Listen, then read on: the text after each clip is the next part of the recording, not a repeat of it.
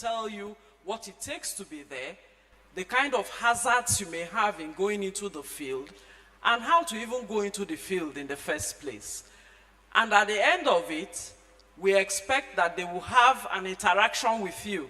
So as they speak, begin to think of the person you would like to interact with at the end of towards the end of the program. Because they will stay in strategic places and you just go in there, oh, I would like to go into Uber business, for instance, or Bolt business, transportation and so on. This was the person that gave the talk on it, but I want more. So he will be somewhere and you go exchange contact. We want you to network. Networking is in vogue now. You know, you can make money through networking, you can make money through the internet, even as students now. Not to talk of if you're about living. So these days of this economic harsh situation, you know that one job is not even enough for you. That's why we have called you here. To show you opportunities, positive opportunities before you that can help you manage yourself better financially. We are hoping that you will benefit from this because our joy will be that at the end of the day, you are going home with something. Today, we applied for a lecture-free day so that you will all be here, but I learned that some people went to wash clothes in the hostel. They said when they finish washing the clothes, then they will come. And for some people, they are not thinking of what they want to benefit. They are thinking of the food they will eat at the end of the program. But I'm proud of you here that you are here now, because those of you here now, give yourselves a round of applause because you know why you are here. You are not here for food. That's why you are here early. So please listen. We want you to go home with something. So I'll hand over now to our able MC, and you feel free at the end of the presentations to ask questions, get more clarifications, and during the interactive session, meet with the resource persons. They will give you much more than you have bargained for. Thank you so much.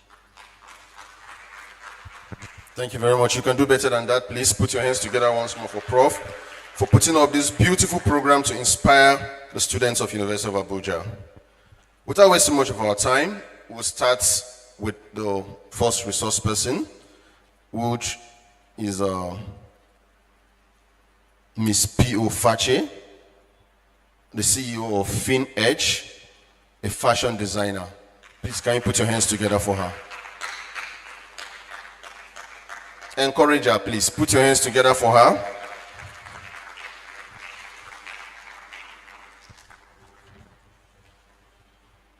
Ten minutes, please. Good morning, all. Thank you very much. I'm actually happy to be here. I do not take this opportunity for granted. I'm very grateful, and I believe that as I speak out of my experience and my journey so far, you get to learn from my story. You know, it's always better to learn from someone else's experience so you don't make the same mistakes. So without much time, I'll just go straight to what I want to say. I'm not going to be boring you with long talk. Majorly, I'm just going to be talking about my own journey, my story, and everything. So,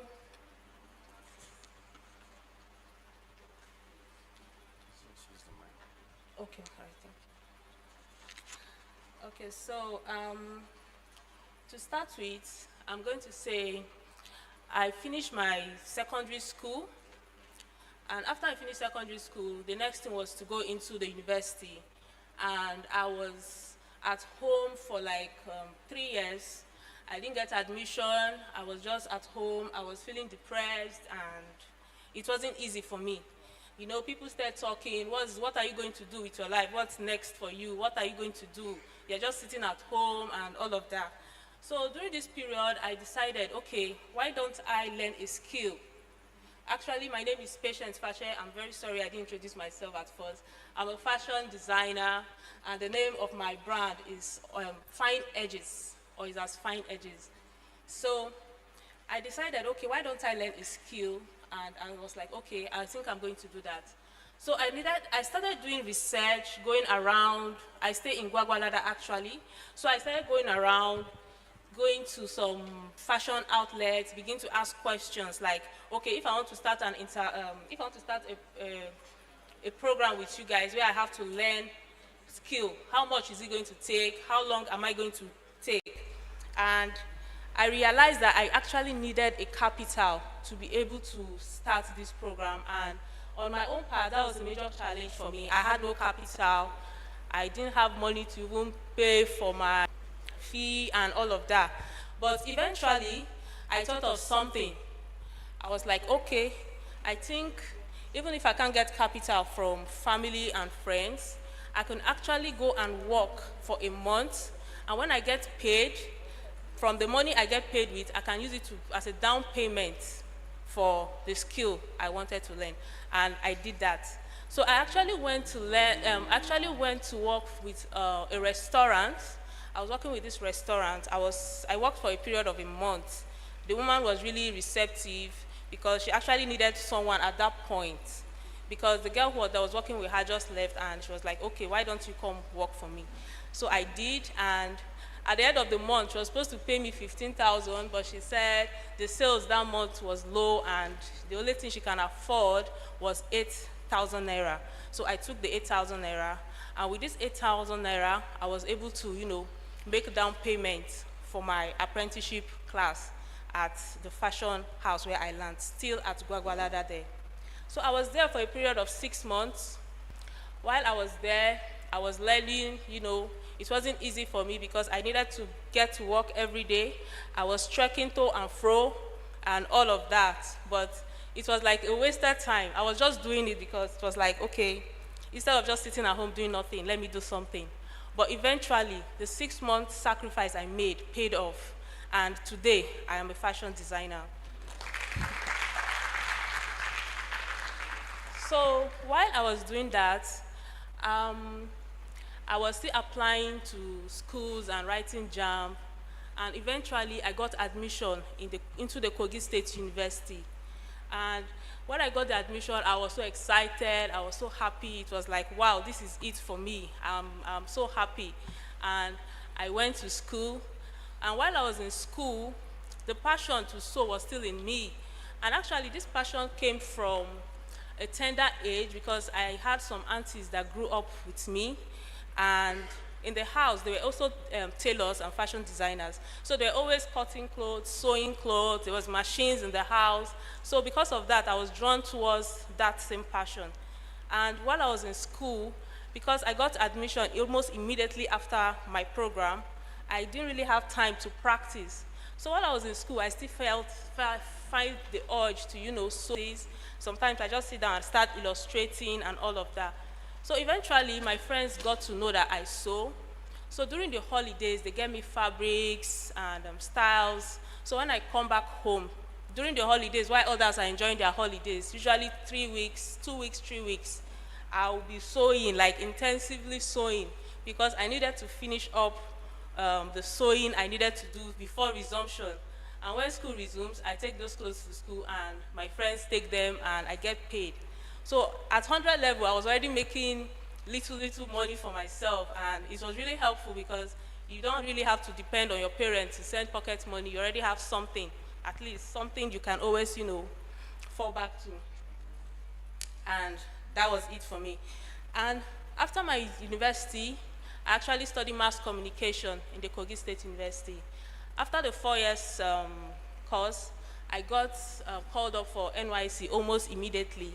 So I was happy. At least when I was going for NYC, I could, go with my machine. I served at Ilorin, and I moved with my machine to Ilorin. And it was more flexible for me because then I was a copper, and, I could always, sew while I'm working, and I was able to do that.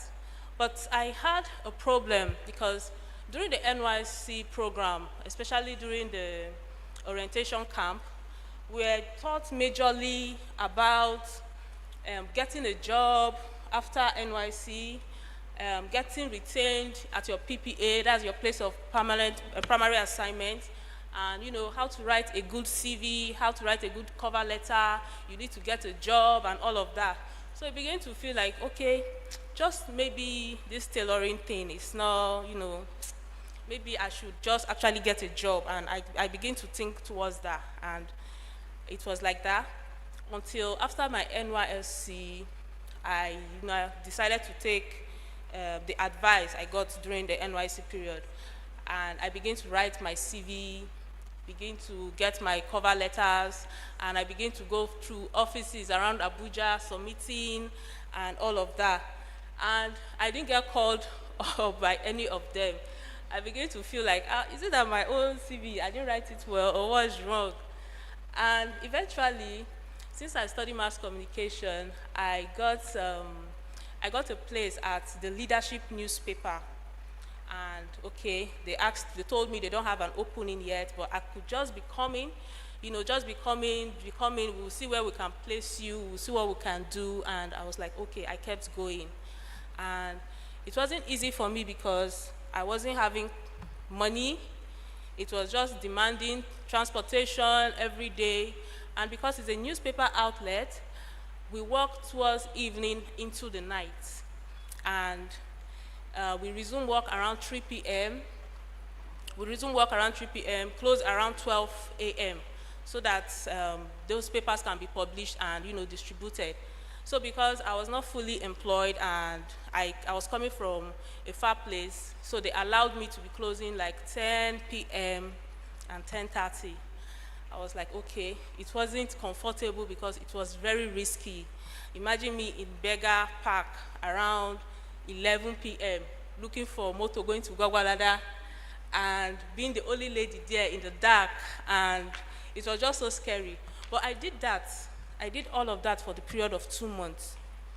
And eventually I thought to myself, I think I should rethink this thing. I actually have a skill that is paying me, because it's when I get back home, I'll go back to sew. After making dresses, I'll sell those dresses or get those dresses delivered to those who ordered for them. Then from the money I get from those delivery, that is when I can now get transport money to go do this other work that wasn't really fetching me anything. So I said, okay, why don't I develop on this business I'm doing? And that's when I started to think like, okay, maybe I should make a career out of this. And then I started, and it's been a long journey, and I'm happy. I'm not where I want to be, but definitely not where I used to be. And so I started, trying to put things together. I started from a very low place. I never got someone that could give me a huge amount of money and say, just take this and start this business. I started really small. Like, I can remember cutting from my room, cutting on my bed, cutting on the floor, and just using a manual machine. The manual machine, this one that you have to pedal, and, and it started like that. And today, I thank God for where I am. So before the time goes, I just want to share some few challenges with you. They are just majorly challenges that any entrepreneur can actually face. It's not really peculiar to the fashion business. One of the challenges I had was help and support. Like I said earlier, I didn't really get the huge support I needed. But eventually, as the time goes on, when you start something and when people see that this person has started something, she has a passion for this and she really wants to do this, you won't know where help will come from. People will want to invest in what you are doing. And it was like that for me. I started, and eventually I started getting help from friends, family, and it was just like the story I said earlier, how I had to work to get my first capital. You understand? But that 8,000 naira was the only money I paid from my pocket to pay for the training for my program.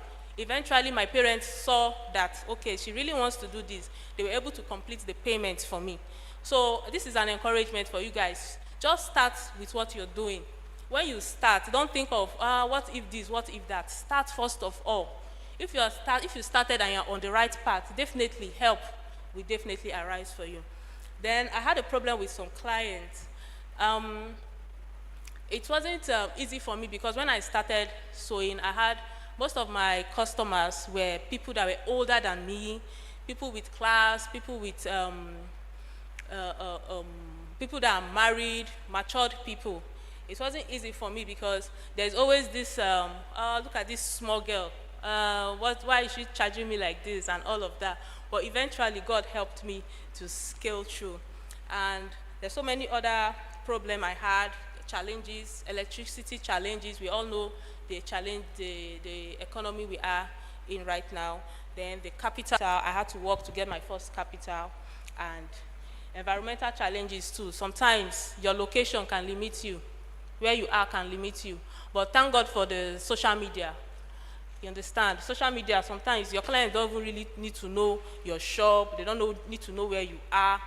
They just know, okay, this is a vendor online, and they do business with you. You understand? So, and it was a long journey for me, but I'm really grateful because God has really helped me so far. I had help along the way, and one of the major help I actually have is I'm with us today, Dr. Bumi Oji. She was really helpful. She kept encouraging me. Why not do this? Why not do that? Do this, do that. She kept pushing me, and I'm very grateful to her and for many others that have actually helped me along